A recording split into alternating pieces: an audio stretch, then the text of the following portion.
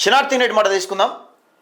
అస్తం party మోసం చేసింది, కాంగ్రెస్ ప్రభుత్వం బీసీలది కాదని తేలిపోయింది. అగ్రకులాల నాయకులు వంతపాడే బీసీ లీడర్లు ఇప్పుడు తలకాయలు ఎక్కడ పెట్టుకుంటారు? తమ జాతులను వంచి మోసం చేసిన నాయకులు రేపు ఆయా నియోజకవర్గాల్లో ఎట్లా తిరుగుతారు?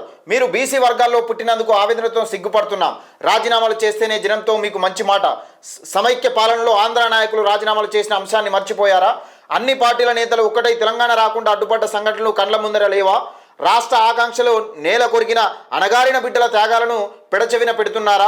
పార్టీ పరంగా ఇచ్చే రిజర్వేషన్లతో ఒరిగేదేముంది? విద్యా, ఉద్యోగం, రాజకీయాల్లో ఇంకెన్నాళ్ళు వెనుకబడదాం. బీసీ రిజర్వేషన్ల అంశాన్ని నిగ్గు తేల్చండి.